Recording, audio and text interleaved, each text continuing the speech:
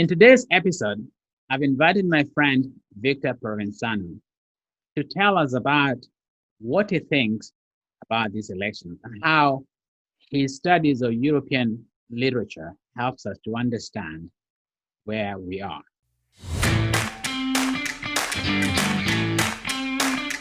Welcome to Culture Road, a show where we discuss contemporary issues from a cultural perspective. Today is our first episode, and with me today are my co-hosts, Angela Mosely and Phil Berroll. And we are going to be joined by a great guest, Victor Provenzano.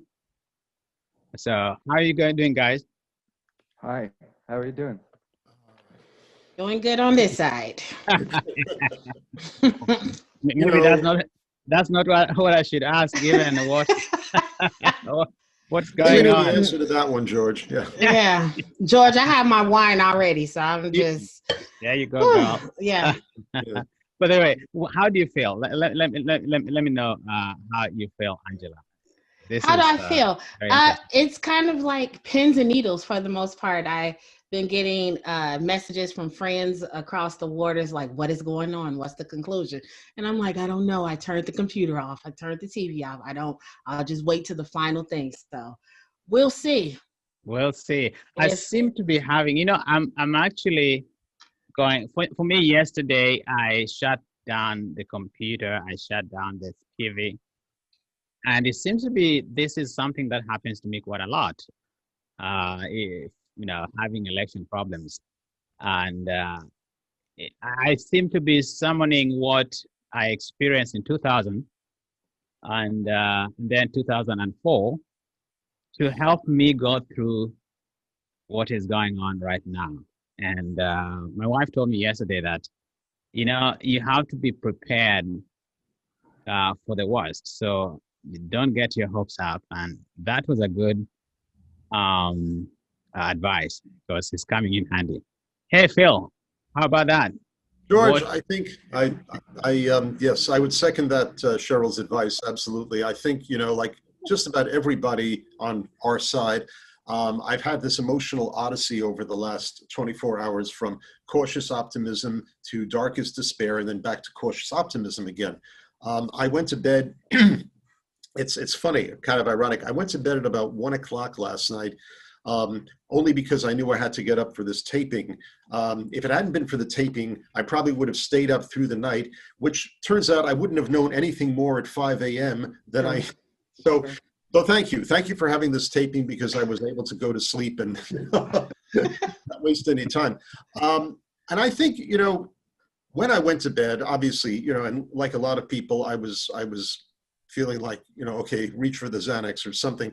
But I thought of something that I was going to use if I had to come in today and the results were, as bad as maybe they were looking at the time. And it's a quote from Beckett's short novel called The Unnameable, wow. where the character is this, has basically this one character with this long monologue. And the famous line is, I can't go on, I'll go on. That really sums it up. I mean, whatever happens, particularly if it's a result that we're dreading here, we do have to go on. The sun will shine in the morning. We get up, we go to work. I mean, we keep going, basically. That's what I would say.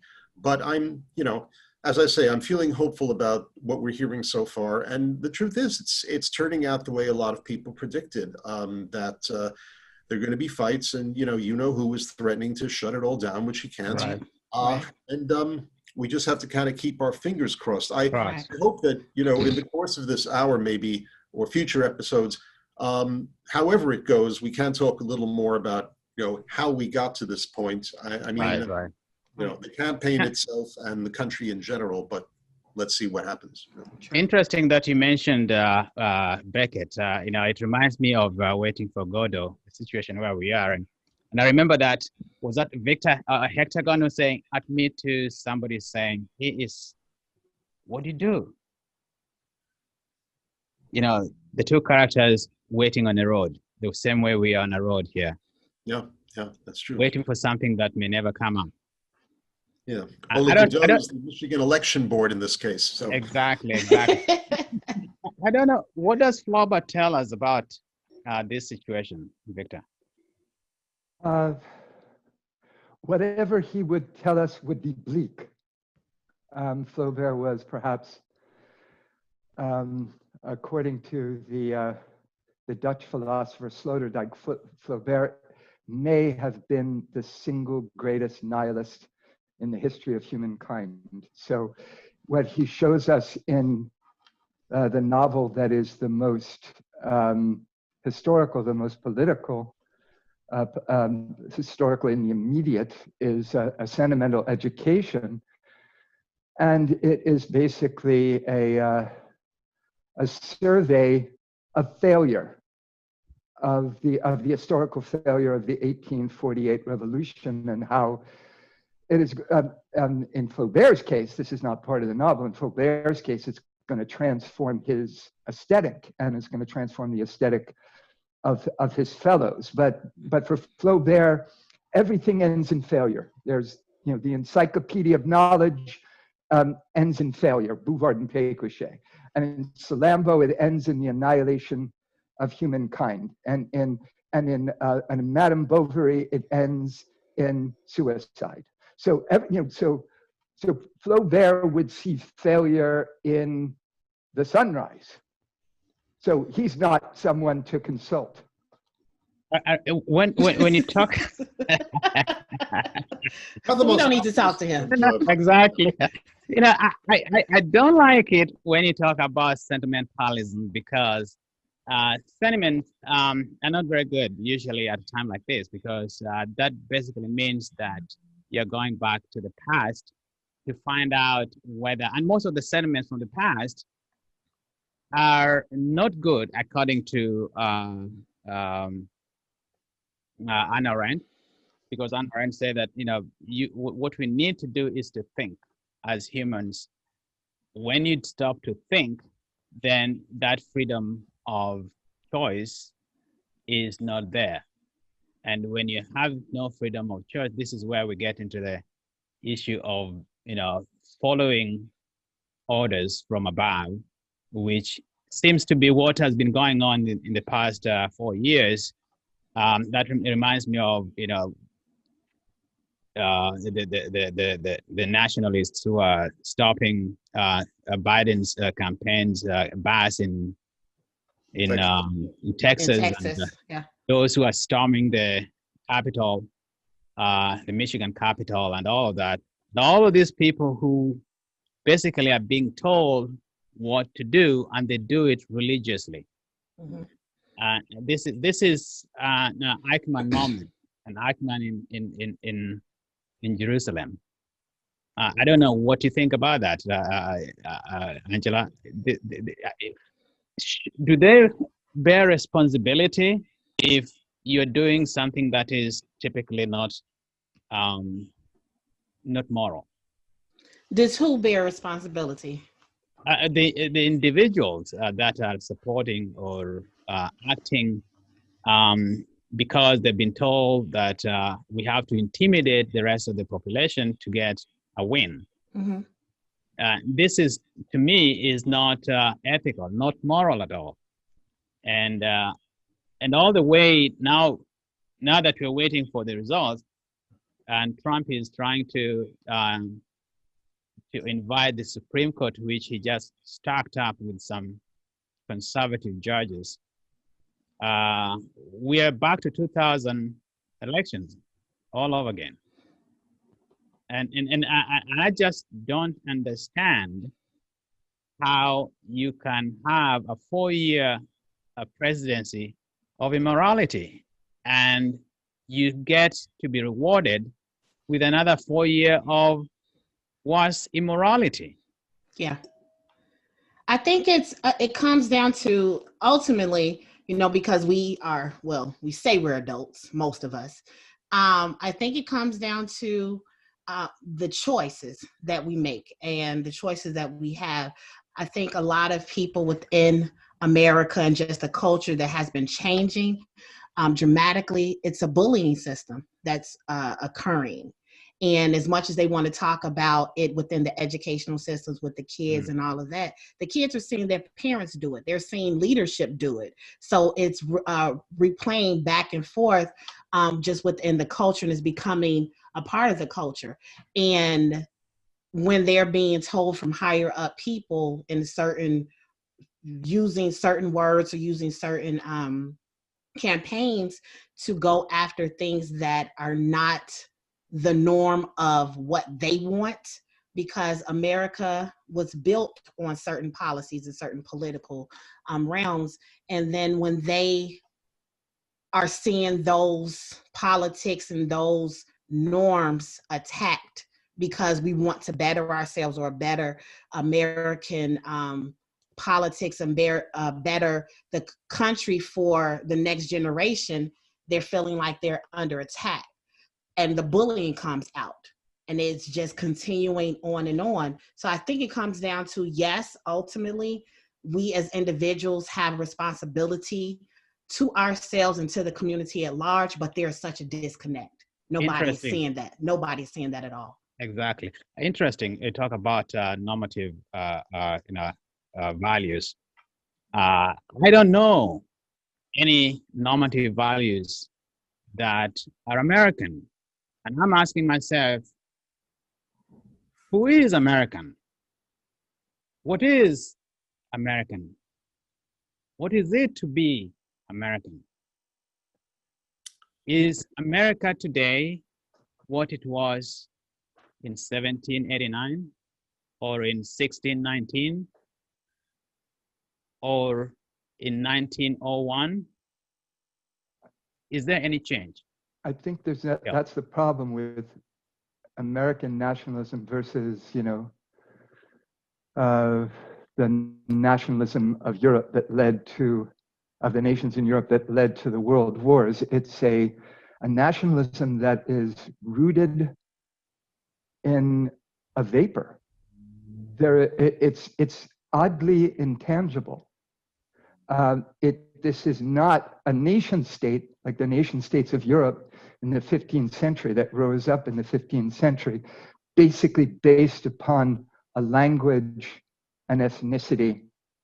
That is not what the United States is. It's a multi-ethnic state. It was a multi-ethnic state from the very beginning. But what the Trump movement has done, someone was trying to describe it as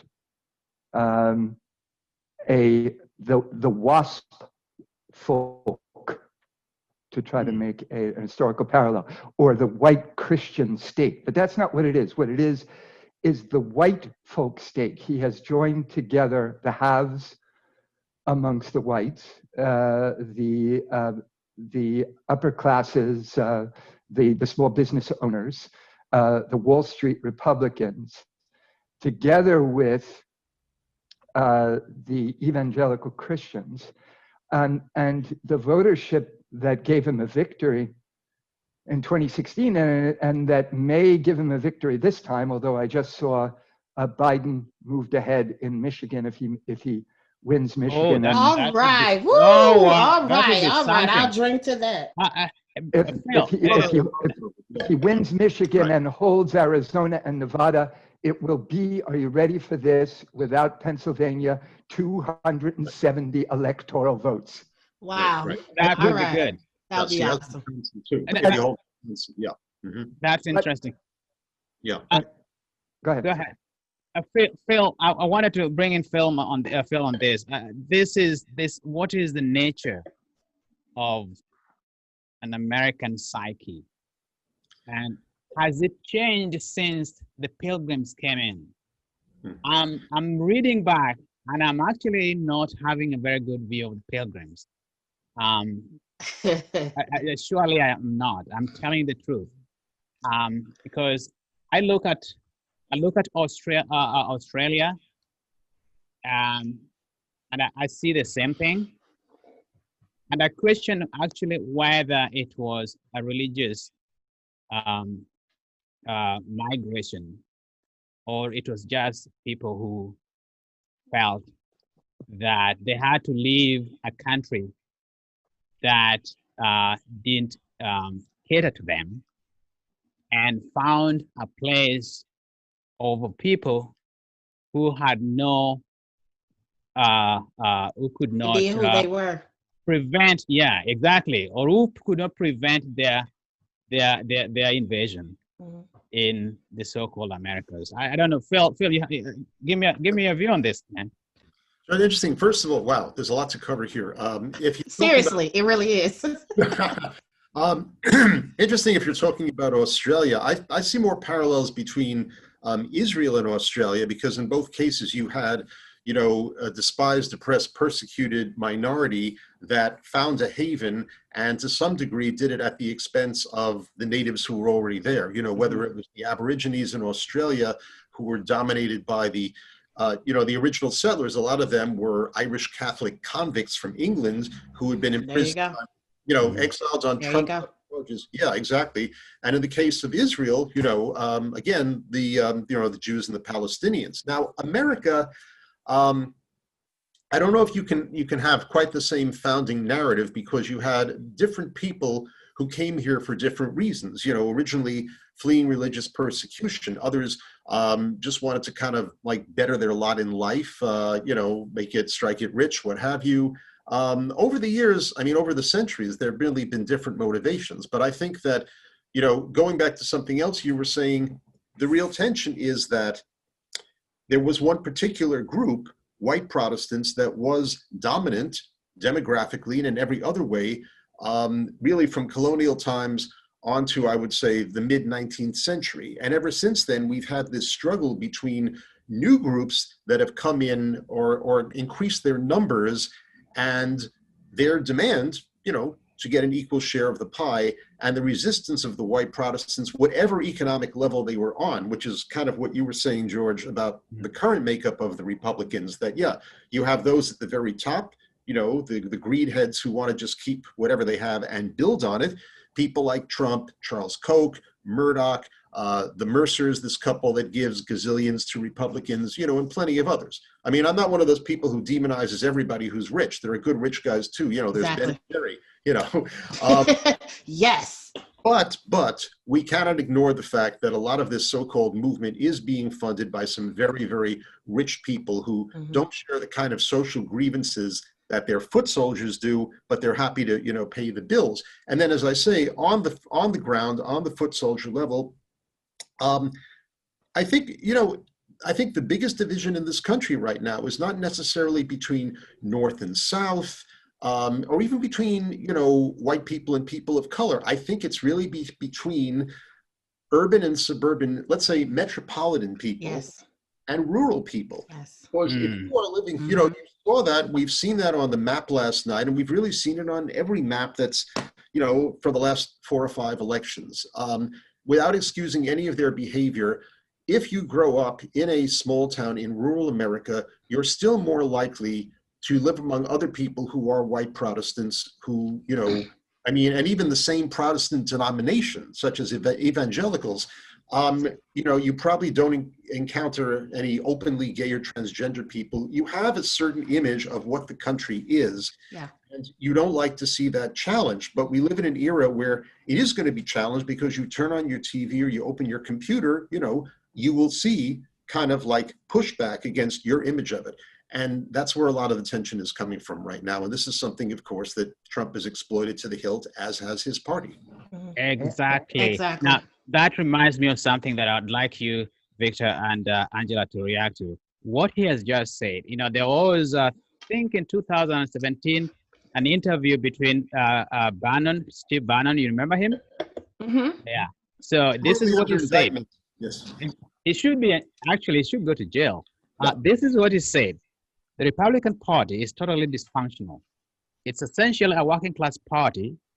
The votes all come from working class or middle class, predominantly, and it doesn't really represent their interest.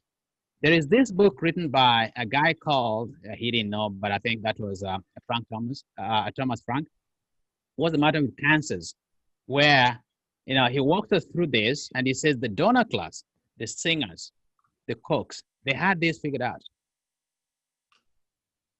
Yeah, I think what Trump has done, here's how Trump has succeeded. I mean, the party that he assumed power with was already a party of xenophobes. There had been more than 300 bills that were preferred by the GOP in the House and Senate that were attempts to restrict immigration. So this is the key element in the new far right in Europe and elsewhere around the world. But what Trump, as far as the white blue-collar voter that has shifted away from the Democrats of the New Deal and the post-New Deal era, okay, as it became a liberal party rather than a social democratic party, and that they experienced offshoring, outsourcing, automation, computerization, loss of their income, declining quality of life, declining longevity. They started beating their spouses, beating their children, taking opiates, and they are bereft. They have a sense of themselves as victims. And what Trump has done, Trump is not a nationalist. Trump is a hollow man. He has no worldview. This is not Franco. This is not even Bolsonaro. This is not any of the other forms of authoritarianism that are rising around the world. This is only Trump. But what Trump presents himself incessantly, not as Narcissus, but as a wounded Narcissus, as Narcissus as a victim. So he is an avatar of their sense of loss, at the same time that he represents the donor class from which he comes. So he is a perfect confluence, and not of the Christian right ideas within the party, because he doesn't believe a single word of what he says about those, but he's a perfect confluence of the Wall Street Republican and the white ethnics that have abandoned the Democratic Party and feel this sense of victimhood, and that victimhood is genuine. And what he doesn't offer them any solutions of any kind except his trade policy, but the trade policy has been ineffective. This is not the case. I do not want to make the facile analogy with fascism, but with Nazism specifically, the German folk who were annihilating human beings and enslaving human beings, the regime put the German folk back to work. He has taken away their jobs. He has undermined the entire US economy. He has killed 250,000 people because of his, this is negligent homicide. Is what Are you suggesting he's worse than Hitler to the extent that Hitler, while he was killing the Jews, he was killing them on behalf of the, or at least allegedly on behalf of the Germans? But you're saying that Trump is actually individual. I mean, he's basically doing this thing for himself.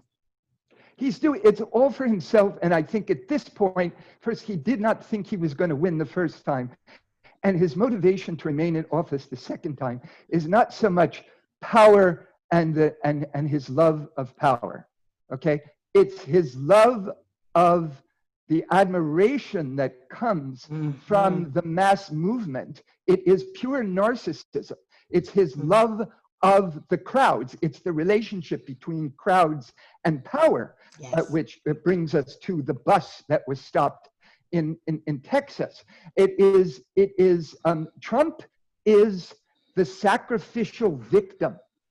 He incarnates the sacrificial victim because he was vilified and made clownish by the press before he was in office and while he was in office. So he's both the victim and the pure Wall Street Republican, and that is how Right, he but guided the party. that's a ruse. That's a ruse, Victor. I would not grant him that, because that would be like arguing that he has no agency, and that what he's doing he doesn't know, and that absolves him from the responsibility of the hurt, the harm, and the suffering that he's inflicting on children, on women, on people, on just about everything. But Trump has never taken responsibility for anything that he's done. Exactly. Even in his business ethics, how he would, work with, subcontractors or small businesses,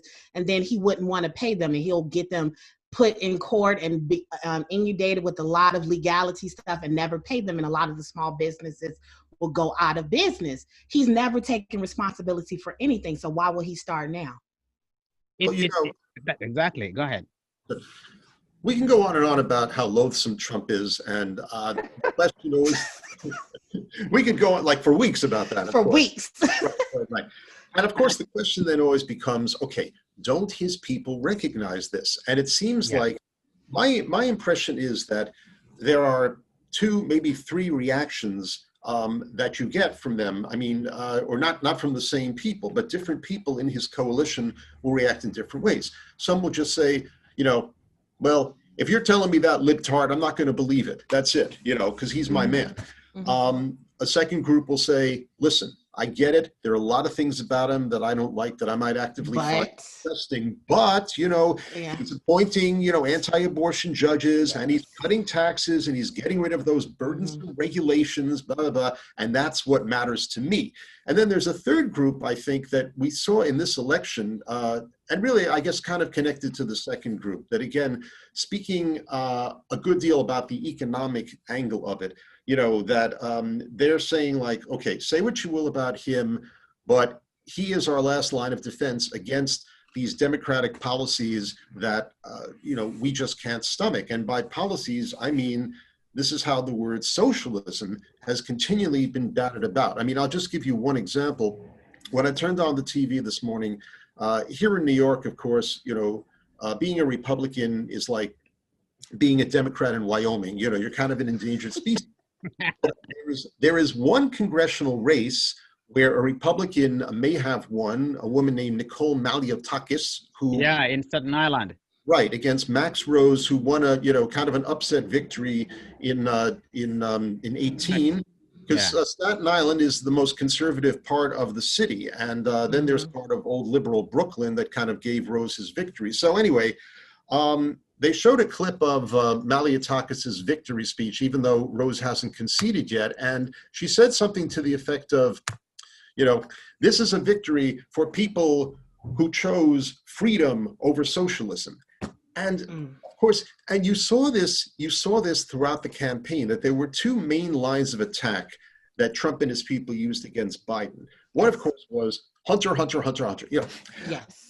The other one was that, hey, Biden's a nice guy, but, he's old, he's soft. The party doesn't belong to him, okay? The party belongs to Sanders and Warren, and of course, AOC. AOC is going to have her way with him, that, and she's a socialist, and we can't have socialism in this country. Right. Trump used the S word, I can't remember how many times. And I really think that Biden missed an opportunity. I don't think he ran a bad campaign at all. But I think it would have been helpful that when, responding to that, rather than just saying, hey, look at me, do I look like a socialist? He should have said something like, you don't know what socialism is. When you talk about socialism, you're trying to scare people into saying that, oh, we're going to be a Marxist dictatorship like Cuba or the old Soviet. Right. No. Okay. You think Sweden is a Marxist dictatorship? You think France and Germany and Western Europe are Marxist dictatorships? That's the kind of policies I'm advocating here. So don't go scaring people with socialism. Try to define your terms. And, he didn't do that. But Phil, I appreciate what you're saying. In fact, it's interesting that you are able to listen to Nicole Maliotakis because I saw her last night coming on TV. And I shut down the TV because I couldn't stomach that. Yeah. And I thought actually Max Ross was so vulnerable because in the last 2 weeks of the campaign, if you saw his ads, he was like a Republican. He was running against the mayor of New York City, whom I don't think hasn't done a good job anyway. No. But here's the thing. I read what you're saying as trying to absolve people of their responsibilities as citizens to understand, to think. If somebody says, the Democratic Party represents socialism and a lack of freedom, and of course that's what they said, I hear that that's what they used to convince the Cuban Americans. In Florida. In Florida. I just think that that's so beyond the pale and allows people to get away free of responsibility because they're supposed to think. They're supposed to know what a socialism means because there's so many examples they have seen. Rand talked about thinking. To be human is to think. If you stop thinking, then you're not human. And to think is to be ecological. To think is to look at somebody else and be in their shoes. To think is to make sure that you differentiate all the bad things or the stupid things that are being said, the lies. And I just don't understand how somebody could be lied to by a man who is a proven liar, who lies with every breath that comes off his mouth. And it is not, to me, that they will believe these things, because if you ask them, they don't. Mm-hmm. To me, what I think is that this is a reflection of their own values. This is what they wanted, and Trump is only an embodiment of those values. I'm wondering, anybody so sure. who has children and sees Trump and says, "Oh, this is the guy I want you to emulate." I doubt if anyone is asking their children to emulate Trump. And I doubt, I think, first of all, I'm not even sure if this is a political phenomenon. Right. I think that this is a media phenomenon. He was anointed somehow for all, even in spite of the fact that he is an immensely well-to-do vulgarian, he was anointed by being the host of The Apprentice, okay? So he began essentially with an audience, with a media audience. The media audience widened into a cult of personality, but it's a cult of personality that has no politics in it, since Trump, once again, his nationalism is a vapor. It's not America first, it's Donald J. Trump first, even in relation to his children, who he ignored until they were 13 or so, and they had the possibility of perhaps inheriting responsibility within the Trump organization.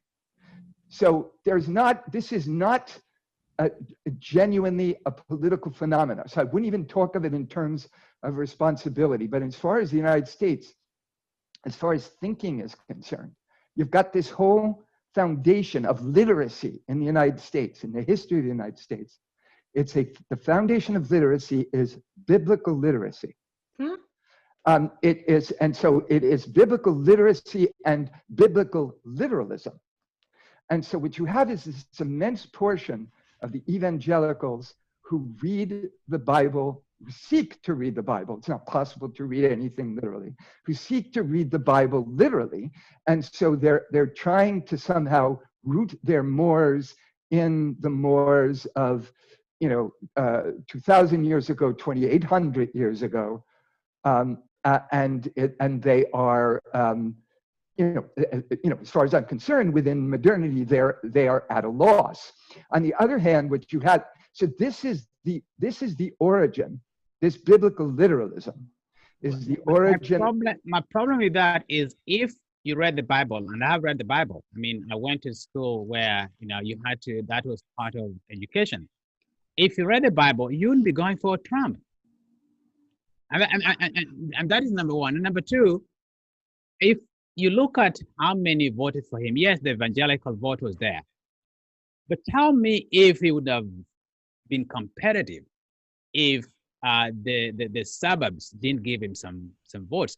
For God's sake, I mean, Pennsylvania. Why?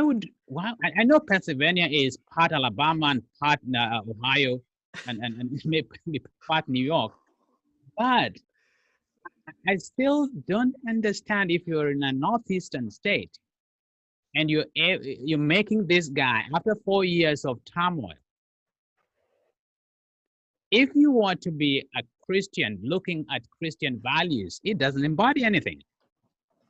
But you have to think about, in American standards, how Christianity is on our side, especially the South part, the Southern Belt, and going back to what you stated earlier, with a lot of rural communities going behind Trump and voting for him, and a lot of them are very, very immersed in the biblical principles. But if they have not branched outside of their communities and all they see is white people that look like them, or people that work in a factory that look like them, and they know anything but outside of that, they're going to vote for Trump because they see him as the savior. Like, oh my God, he's doing an awesome job. He's appeasing. He has charisma and all of this. They're going to look at him like that. And Angela, that is my problem, because that is not true. Because for those who have read the Bible, people talk about the Bible, and they haven't read the Bible any hood. Because if you read about the Bible and read St. Luke's Gospel, what you find is that Trump would not even come close, because he doesn't have those values of Christianity. He's not humble. There's no humility. There is nothing that will endear you as a Christian to him, and especially given his lifestyle. What I'm talking about is not the content of the Bible. Of the Bible. I'm talking about biblical literalism, that you're attempting to read the letter of the text in the same way that the judges that he's trying to appoint are claiming that they are constitutional originalists, trying to read the letter of the text. What it leads to is a lack of inquiry. What it leads to is you do not question the origin of the cosmos, the origin of life, the origin of language, the origin of the social question, the origin of, for instance, property. This is a nation that is based upon land theft from the first peoples of this continent. We have a rule of law, but we begin the rule of law after the land theft has already taken place, and the theft of the lives of human beings to slavery, which is anointed in the Southern Baptists, or was anointed. Now they have removed these ideas, but the ideas are still there. Clearly still there. Slavery was an institution that was revered, continued to be revered after the amendments to the Constitution, after Reconstruction. So what you've got is a book of laughter and forgetting. I mean, they are in the United States. The way it's the lack of self-criticism, the biblical literalism, the anti-intellectualism, a press that doesn't report on what you need to know. Philip was talking about socialism, which in Europe at this point is social democracy. It's like an extension of the New Deal. And it's the Sweden, which is the most social democratic of the nations on the continent. You could argue Belgium is, there's no state ownership in Sweden. What they have is universal social benefits. Like Social Security is a universal social benefit. And so these are, we do not have any basis from our press to understand what the other models of a modern polity are. And so you can continue to perhaps use the word socialist as a boogeyman, but it's not working, because in fact, Medicare for all has the support of 70% of the American public. Free university education has the support of 60% of the American public. $15 an hour as a minimum wage has the support of 55% of the American public. So if you want these kinds of social democratic measures to be, the public wants them, but the press will never actually report on them in any kind of objective way.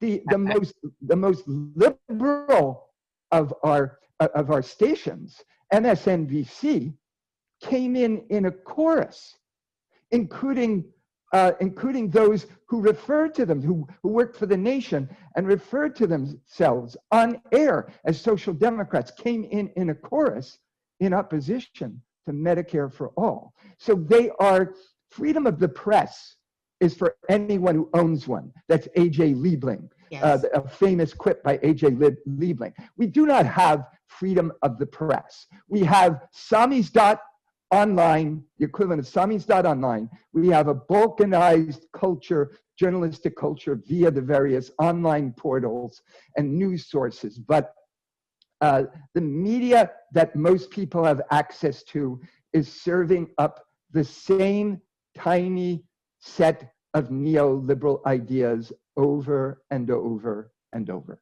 Well, that's your thing, because you're a journalist, and what do you think? I mean, especially it reminds me to ask you whether, as you go on talking about this, whether what is democracy for?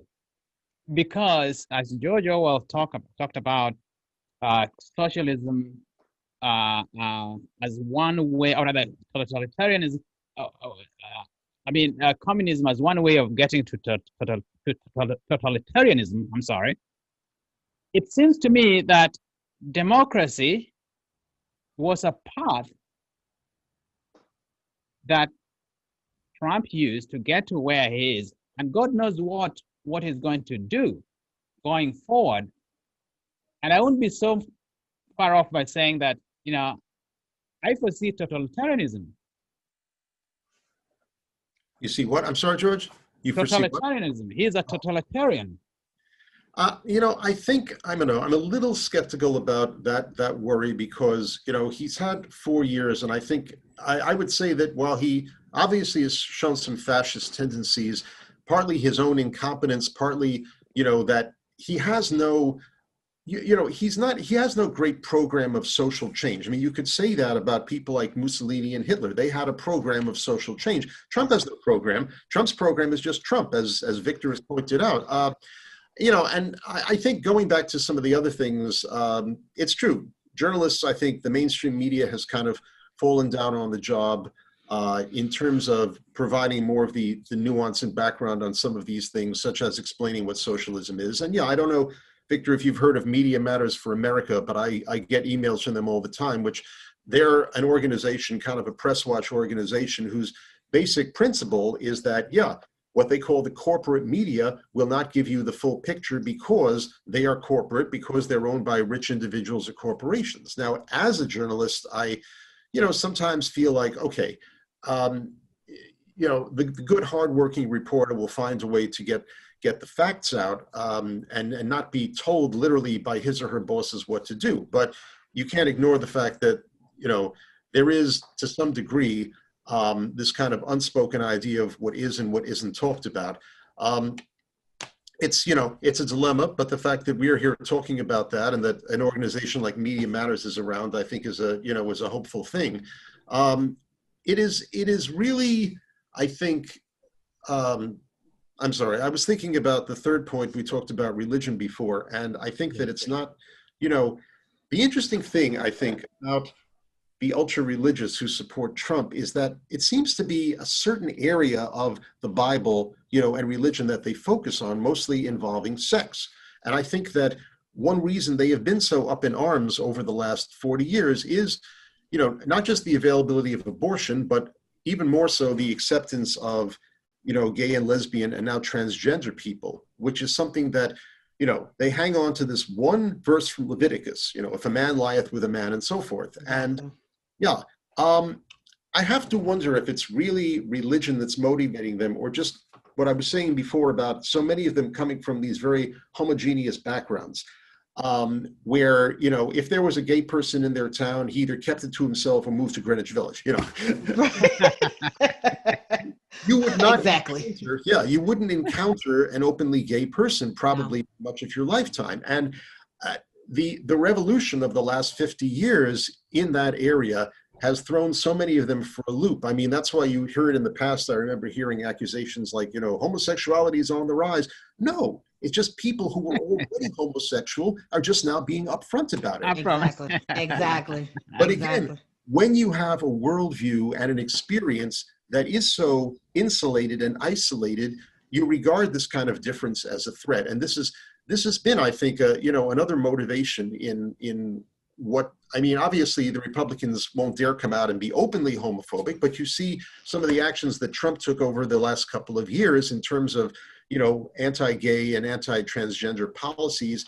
He was clearly sending yet another signal to his base in that regard. So that, that in that sense, I think the religious issue is unfortunately a big part of it.